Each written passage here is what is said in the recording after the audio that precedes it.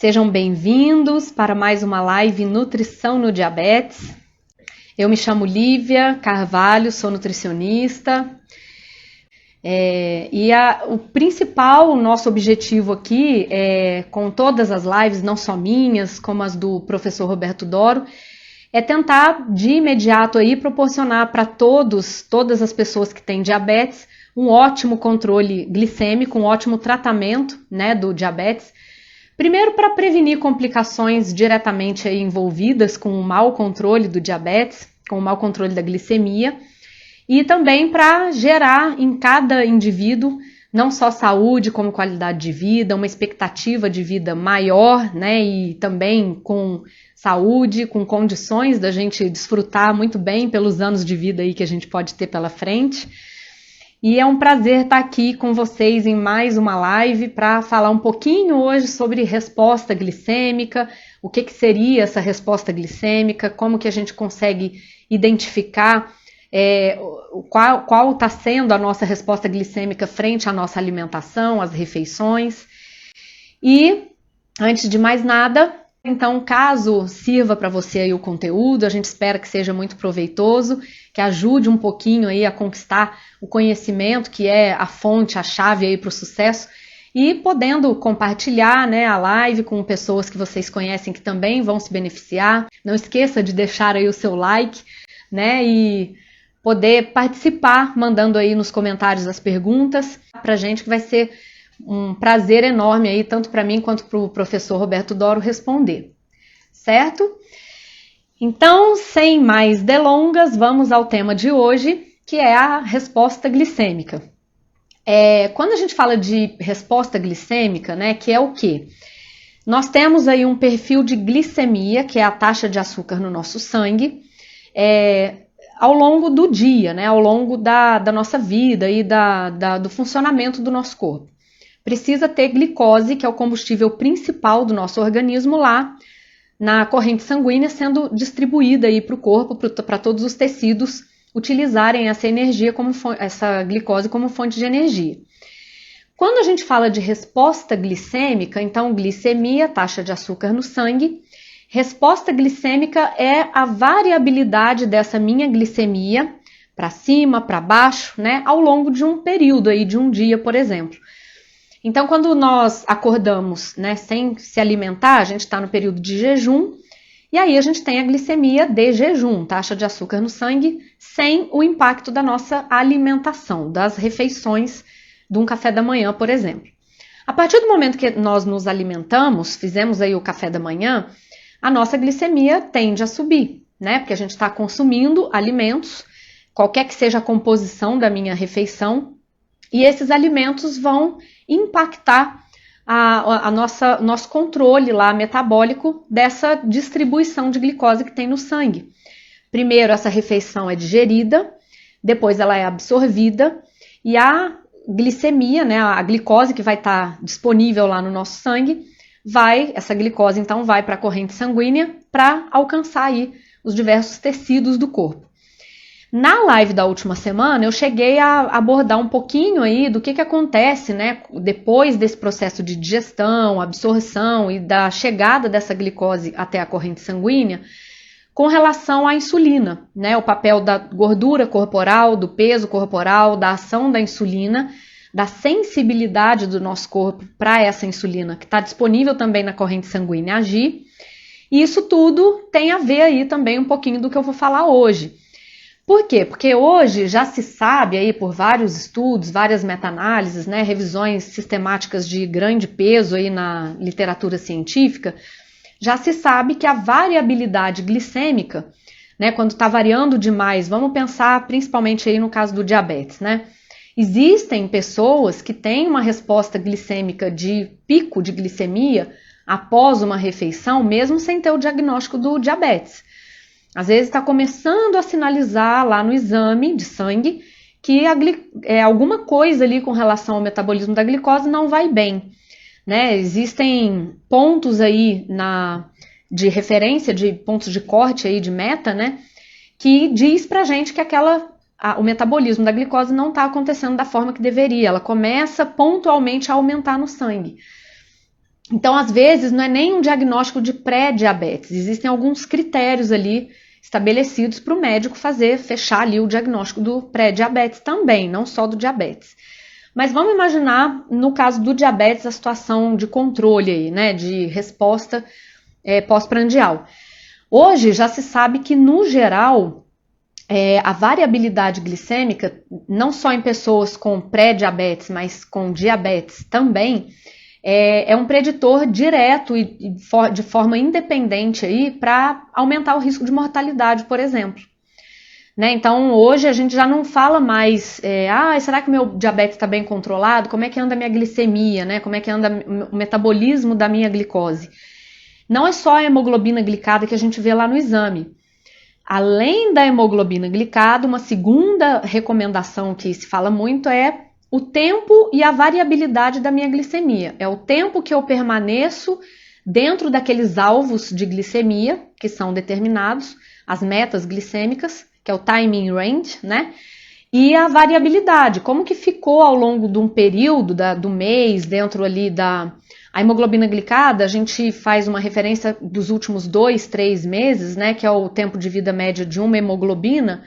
Então, como que nesses 2, 3 meses que eu tenho lá o valor da minha hemoglobina glicada, como que ela variou ao longo desse período? Essa variabilidade glicêmica, se for muito variada, né, uma hora em hipo, que é a queda, uma hora em hiper, que é o aumento, né, o pico da glicemia, esse sobe e desce é maior preditor de mortalidade por diversas causas, mas principalmente cardiovascular, cardiometabólica, do que outros parâmetros que são usados aí para determinar esses riscos de mortalidade, né? E, então, dessa maneira, né, se a gente for falar da variabilidade glicêmica, a meta número 1 quando tem o diagnóstico do pré-diabetes, do diabetes, é procurar ter um bom controle da glicemia. E esse bom controle, a gente tem 50% realizado com medicação, quando o médico já coloca algum tipo de hipoglicemia antioral ou geralmente entra aí a metformina, né, de primeira classe de medicação, que é o Glifage, por exemplo, ou outras formulações que usam a metformina. É uma substância, a metformina, que tem pelo menos 4 tipos de ações aí, de ação, né, de cada classe de medicação. A metformina vai atuar na resposta à sensibilidade à insulina, né, tanto no fígado. Existem outras drogas também que atuam como a metformina, né, não só no fígado, mas na periferia, que é o tecido muscular e adiposo. Tem medicação que vai atuar lá no pâncreas, estimulando ele a produzir insulina. O médico tem que procurar saber como que esse pâncreas se ele está funcionando ou não, né, se ele está produzindo, secretando insulina. Então, tem determinadas classes de medicações que vão atuar lá. Tem outras classes que trabalham lá nos rins, impedindo a reabsorção de glicose lá no rim. Então, tem uma série de fatores aí. Tem os famosos hoje, né, análogos de 2 hormônios aí, o GIP e o GLP-1, que estão sendo muito usados agora para perda de peso, né, para emagrecimento, mas que também tem um papel no controle glicêmico. E é tão legal a gente ver, né, o professor Roberto Doro, eu acho muito legal quando a gente vê aí na ciência que, claro, a evolução da indústria farmacêutica trouxe muitos benefícios aí com essas classes de medicações aí modernas que ajudam muito, né, o paciente, a pessoa, de uma maneira geral, a alcançar aquele objetivo, o resultado tão esperado. Mas tem muitos estudos que mostram que o outro 50%, que é o estilo de vida, quando a pessoa, né, o indivíduo, está investindo lá nas práticas de aconselhamento dietético, de aconselhamento de estilo de vida, não só com relação ao exercício físico, né, mas controle do estresse, né, a base emocional aí de controle emocional, todo o outro lado da moeda, né, que são os outros 50%, quando é investido, tem uma chance de resultado e até uma duração desses resultados maior do que da própria medicação. Hoje a gente vê isso até em classes de medicações usadas para emagrecimento, né? O estilo de vida, quando está sendo trabalhado junto com a medicação, claro, vai potencializar o efeito, mas tem estudo que compara, por exemplo, com a ação da metformina, pessoas que só fazem mudança de hábitos, né? Só cuida do estilo de vida, outras que usam só a metformina, e a taxa de sucesso na melhoria, né, no alcance dos resultados, quando a gente investe no estilo de vida, se mostrou melhor do que com a própria metformina. Então, para a gente ver aí como é importante a gente ter atenção aí ao nosso dia a dia, né, as repercussões aí do nosso estilo de vida, o que a gente está procurando fazer para melhorar o nosso estilo de vida, cuidar um pouquinho desse outro lado, antes de pensar na medicação, né? É a base realmente de todas as orientações que a gente tem hoje. Quando a gente tem nas pessoas que têm o pré-diabetes, esse investimento aí no estilo de vida, a gente melhora em mais de 50% a chance dessa pessoa vir a desenvolver de fato o diagnóstico do diabetes. Então quem tá acompanhando aí a live, quem acompanha o canal, né, as lives do professor Roberto Doro, o efeito do exercício na nossa glicemia, se tem o diagnóstico do pré-diabetes, investe no estilo de vida, porque você tem mais de 50% de chance de não desenvolver o diabetes, né?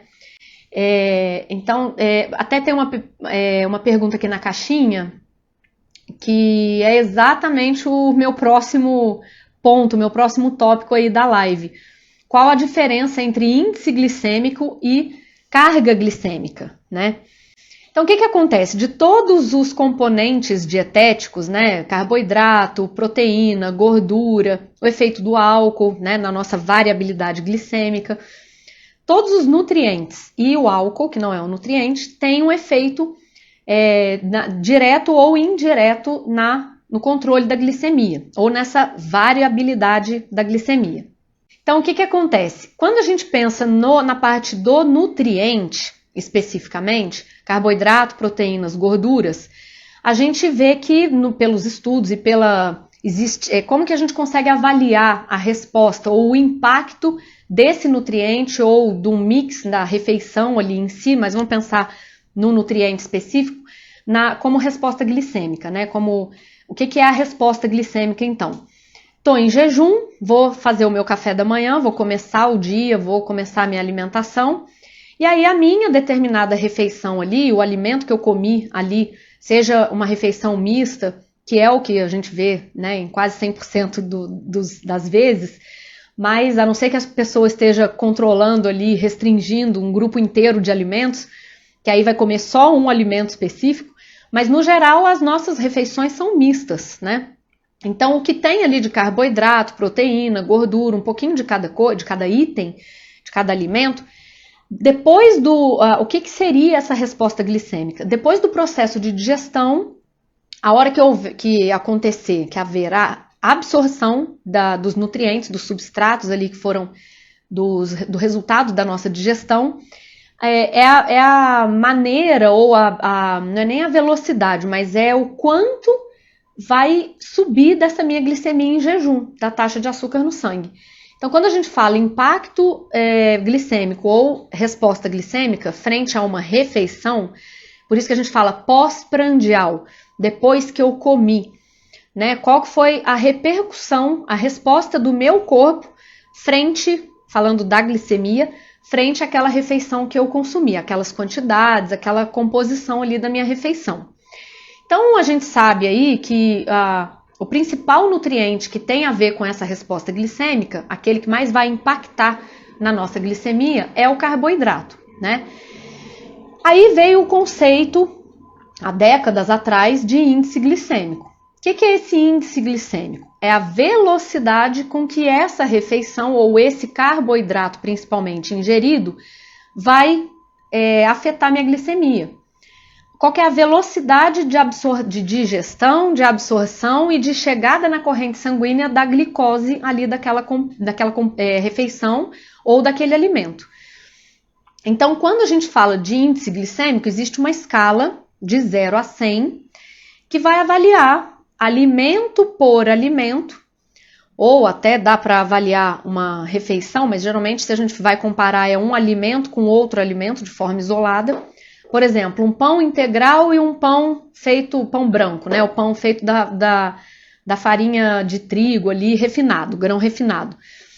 Qual que é a velocidade que esse carboidrato que saiu lá do processo de digestão, da minha refeição, atingiu lá a minha corrente sanguínea? Então, o índice glicêmico nada mais é do que essa velocidade, né, de absorção e de impacto lá na minha glicemia. O quão rápido ou quão devagar subiu a minha glicemia depois de consumir aquele alimento. Então, a gente tem como 100 aí, já que eu falei que é de uma escala de 0 a 100, os carboidratos são várias moléculas diferentes entre si, né? Quando a gente fala de monossacarídeo, então o que é o carboidrato? É um composto ali, uma substância, digamos assim, uma cadeia de uma ou mais moléculas de sacarídeo. Esse sacarídeo pode ser uma molécula, é aquele que tem o índice glicêmico mais alto, né? O açúcar na água. Então, se aproxima ali da glicose, de fato, da gente consumir a glicose, que é o 100 de índice glicêmico. É um nível lá nessa escala de máximo, de 100. Aí a gente vai saindo dessa classificação de monossacarídeo para disacarídeo, são 2 moléculas, oligosacarídeo, que são várias moléculas, e polissacarídeo é aquela molécula maior de carboidrato que a gente tem, que é o amido, o principal exemplo, né? Então, um bolo, uma preparação que a gente vai usar aí, compostos, né, desse carboidrato de uma molécula muito grande na digestão, que a digestão vai ser mais lenta, exatamente por ela ser muito grande, leva tempo do nosso corpo digerir para depois absorver. Então, essa escala de 0 a 100 tem lá o monossacarídeo como 100, quase igual à glicose aí, que seria o 100, e ela vai caindo na classificação. Então, os alimentos de alto índice glicêmico são aqueles, vamos pensar no geral, são aqueles que vão variar de 75, 70 ali, mais ou menos nessa escala, até 100. Ou seja, são aqueles que têm mais do que 70 de índice nessa escala. Não tem uma unidade específica igual grama, percentual, é só um índice, né? E aqueles de baixo índice glicêmico, tem o moderado aí, que é de 75 a 50, e aí os que estão abaixo de 50 seriam os de baixo índice glicêmico, né?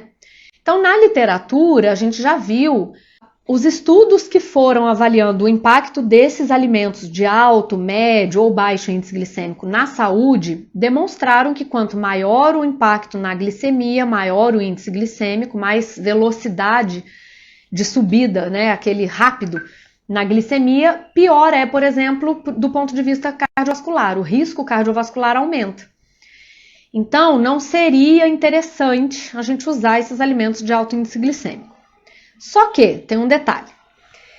Atualmente, eu principalmente, gosto mais ainda de usar o termo carga glicêmica. Porque o que é a carga glicêmica? Ao longo da evolução, dos estudos, a gente foi observando que por mais que esse alimento atinja lá a corrente sanguínea de uma forma mais veloz, o que impacta principalmente é a quantidade de carboidrato que está sendo consumido ali naquela refeição. Imagina quando uma pessoa quem tem diabetes aí, né, que acaba tendo uma hipoglicemia, que é quando a gente vai fazer lá a ponta de dedo, né, vou medir, tô passando mal, tô meio esquisita hoje, tô agora, né, tô suando frio, tô tremendo, tô com uma sensação de desmaio, de fraqueza. Vou medir minha glicemia. E aí tá lá em 60, né? Abaixo de 70, na classificação geral para a população, abaixo de 70 é hipoglicemia. Então, quem já teve, né? Quem já recebeu uma orientação aí para correção da hipoglicemia, o que fazer para tratar essa hipoglicemia do momento, vai saber do que eu tô falando. Qual que é a orientação? Você precisa consumir um carboidrato de rápida absorção. Por quê? porque tem que chegar logo na corrente sanguínea e a gente melhorar. Tratei, sair daquela condição de hipoglicemia, que é quando ela está muito baixa, né?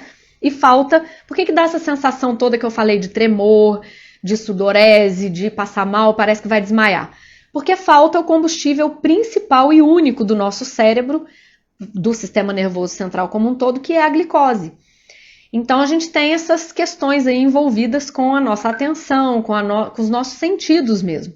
Então, quando tem uma glicemia muito mais baixa, severa, lá em torno de 15, 10, é muito comum o indivíduo desmaiar e às vezes pode entrar em coma. É a hipoglicemia mais severa, né?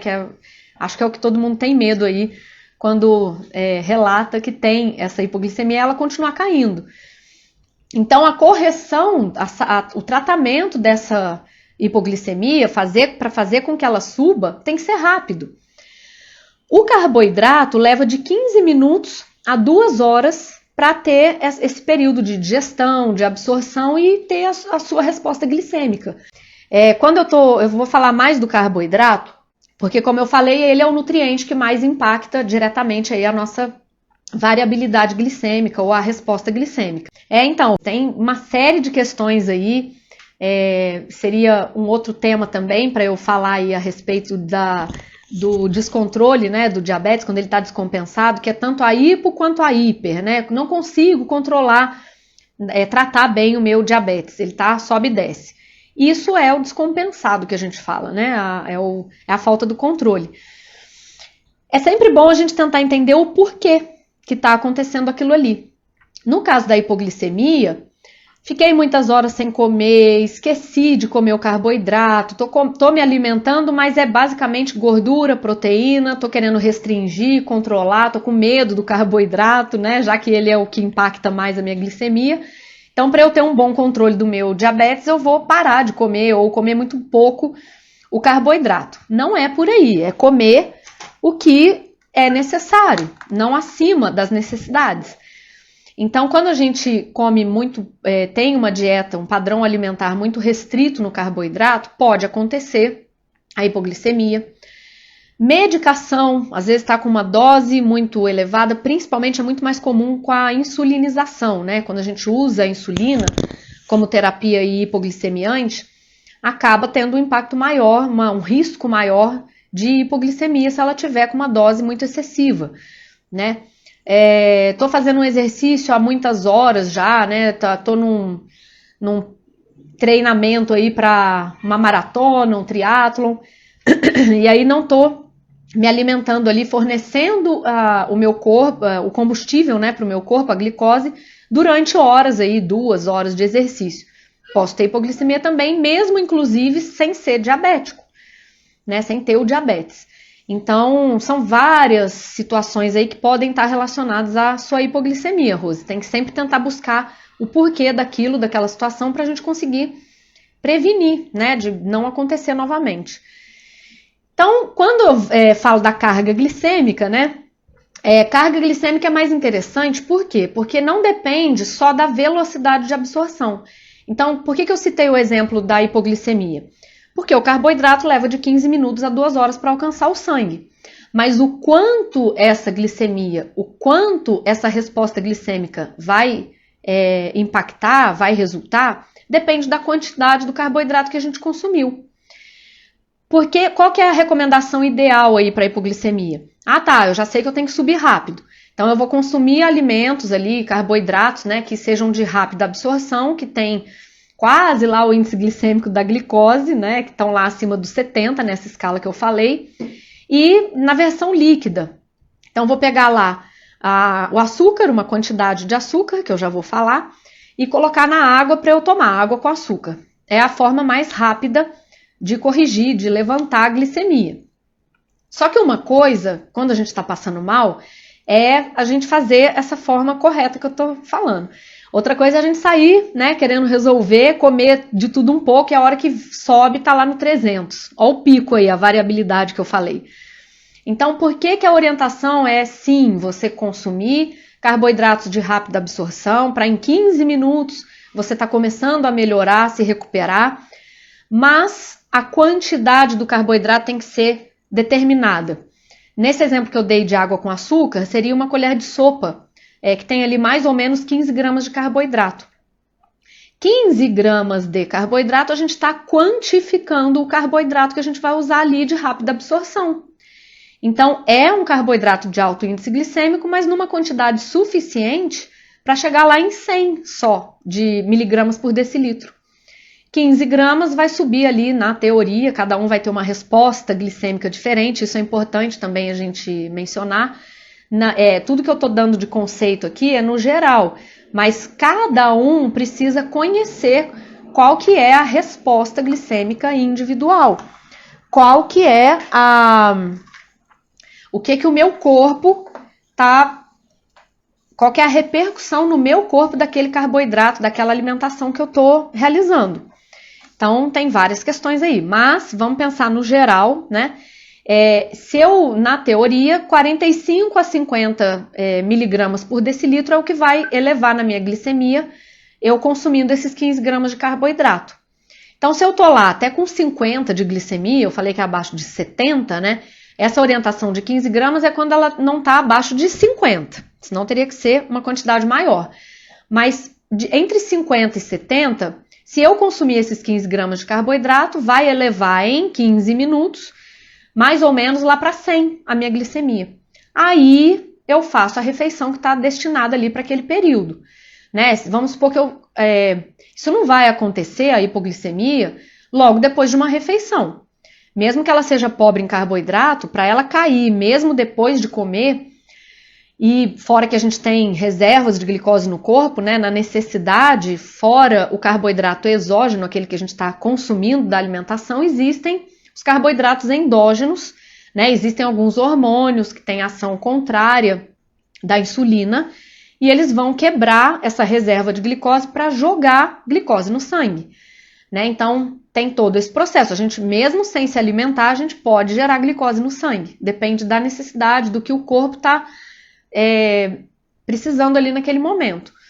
Então, independente de outras questões, é esperado que depois de uma refeição, 1 hora, 2 horas, no máximo lá 3, 4 horas depois de comer, a minha glicemia se estabilize e ela não caia, né? Não dê uma hipoglicemia logo depois de comer.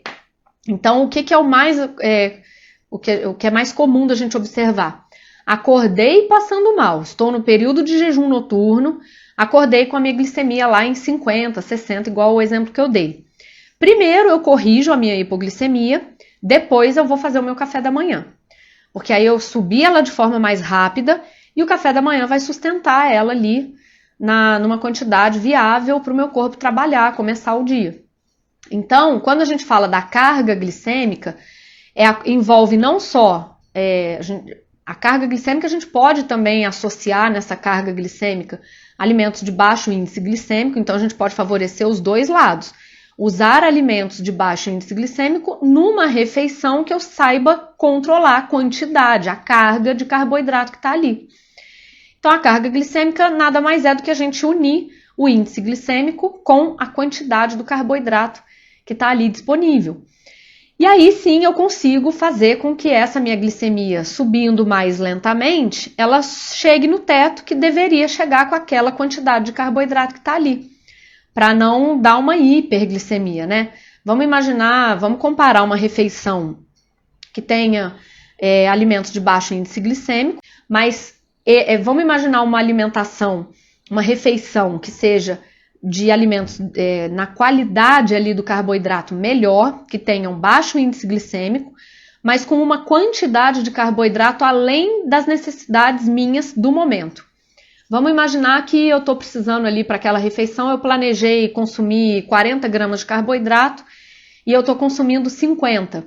De boa qualidade, frutas, né, sementes, pão, cereais integrais, né, laticínios. Então tem um mix ali de nutrientes, é uma qualidade boa, mas a quantidade de carboidrato está acima do que eu necessito para aquele momento.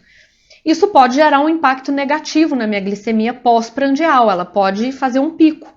Eu sei que às vezes tem lá a medicação agindo, a insulina agindo, não é só a questão dos 50% do estilo de vida, tem o outro lado também, que é a medicação, Mas independentemente disso, só para explicar essa questão da carga glicêmica, mesmo que sejam alimentos de baixo índice glicêmico, se a quantidade consumida, ou seja, se a carga glicêmica da refeição tiver ruim, a gente vai ter um mau controle glicêmico pós-prandial do mesmo jeito, certo? A dica que eu falei que eu ia dar é a seguinte: é muito difícil a gente avaliar na nutrição, eu pelo menos, né, um alimento. Eu não trabalho, como eu falei, muito com índice glicêmico. Vamos imaginar um pãozinho francês ali, sem ser integral, né? Pão branco. A gente vai comer ele puro? Sem nada? Só se for molhando na sopa, né? Ou no leite, café com leite. De qualquer forma, a gente está associando um outro grupo de alimentos ali na refeição. Por isso que eu falei que o padrão da refeição importa mais do que o alimento de forma isolada.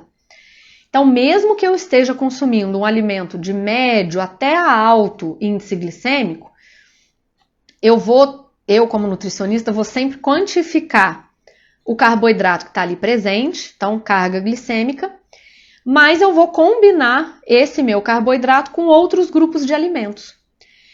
Fibras, proteína, gordura de boa qualidade vão lentificar a absorção desse carboidrato que está ali. Então, esse eu acho que é o mais importante quando a gente vai pensar em resposta glicêmica atenuada ou controlada. A velocidade de absorção, digestão, primeiro digestão, depois absorção do carboidrato daquela refeição, vai depender da composição, da matriz alimentar da minha refeição. Então, não precisa necessariamente se privar de comer o doce, que às vezes tem alto índice glicêmico, porque tem ali a sacarose, né, a glicose. Não precisa deixar, às vezes, de comer o pãozinho francês ali quentinho, que você tanto gosta. Só da gente combinar esses alimentos numa quantidade adequada de carboidrato, carga glicêmica, a gente não pode esquecer, mas combinar ele de forma adequada com outros grupos alimentares, a gente não só vai saciar, vai se satisfazer com relação à fome, isso ajuda a controlar aquela quantidade de carboidrato ali, e vai ajudar a não dar o pico hiperglicêmico muito rápido ali, o impacto da glicemia ou da resposta ali daquela refeição, né? Além do que, esses outros grupos alimentares vão estar fornecendo mais nutrientes, outros nutrientes que não os que são vindos lá, provenientes, né, das fontes principais de carboidrato, mais proteínas, vitaminas, minerais, fibra. Fibra é carboidrato, mas é um polissacarídeo, é uma cadeia grande de carboidrato que não é digerível. Isso é um outro detalhe. Existem os carboidratos não digeríveis, não temos enzimas no nosso intestino ou ali sendo produzidas, né, para fazer a digestão de alguns tipos de alguns carboidratos ali que recebem uma classificação de não digeríveis, que é o quê? Fibra. As fibras vão ter um impacto indireto no controle da glicemia, no nosso bom tratamento aí do diabetes, por dois fatores. Primeiro que elas ajudam a retardar essa digestão, absorção, o impacto na glicemia, então elas retardam a velocidade com que esse carboidrato vai alcançar a corrente sanguínea e também, de forma indireta, vai atuar lá até na nossa microbiota. A microbiota intestinal bem fortalecida, e qual é o alimento da nossa microbiota, das bactérias intestinais? A fibra, o carboidrato que não foi digerido, e aí por isso ele não é absorvido e não vai ter a repercussão no nosso organismo, no nosso sangue. A fibra não nutre o nosso corpo, né? Ela tem um papel ali fundamental na saúde, mas de outras maneiras. A atuação dela é de outra maneira. Então, querendo ou não, a gente também vai ter aí um favorecimento do outro lado, né? De um efeito indireto no nosso controle da glicemia, pelos carboidratos, que aí seria lá o grupo das fibras, né? Os carboidratos não digeríveis, certo? E, claro, isso aí, né, a fibra demorando mais a velocidade de absorção, ela tem um dos tipos de fibras, né, tem a característica de absorver água, então ela incha ganha volume, não só as fezes, então ajuda também no funcionamento do intestino, quando a gente tem o intestino mais preso, as fezes são muito pequenas, né? Então ela ajuda a aumentar o volume das fezes e ajuda também a saciar, porque ela incha lá no estômago, ocupa espaço, né?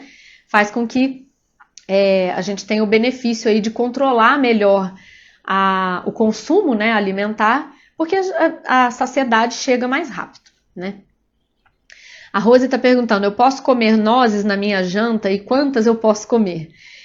A quantidade, Rose, vai depender da sua necessidade, né? Se a gente for pensar em calorias, da onde vem a maior parte das calorias que nós consumimos? Das gorduras, dos alimentos fontes de gordura. Se a gente for comparar carboidratos e proteínas de um lado com a gordura do outro, cada 1 grama desses nutrientes, no caso do carboidrato e da proteína, vou até corrigir pela live de hoje, no caso do carboidrato digerível, que não é a fibra, e a proteína, cada 1 grama desses nutrientes a gente tem 4 calorias fornecidas para o nosso organismo. A gordura, o mesmo 1 grama, tem 9 calorias. Então, não pode, é um alimento super saudável, é uma gordura de ótima qualidade. Você pode consumir ela junto do seu prato lá, bonito, equilibrado do jantar. Eu não orientaria você substituir uma refeição completa em termos de nutrientes, que tem tudo isso que eu falei, né, de carboidrato, proteína, gordura, vitaminas, minerais, fibras, por um alimento. Você está trocando uma matriz alimentar, que é o jantar ali no padrão da sua refeição completa, por um grupo de alimentos só, que são as oleaginosas, no caso aí da noz, né? Então, é saudável, é super interessante, é um grupo fundamental que faça parte da nossa alimentação e da nossa boa nutrição, mas não dá para comer à vontade, igual a salada, por exemplo, né? Porque é um alimento rico em gordura, é fonte de gordura, e essa gordura, por mais que seja saudável, tem ali o impacto calórico. Então, se você exceder no total do dia lá a sua necessidade calórica, você vai ao longo do tempo ganhando peso, ganhando gordura corporal.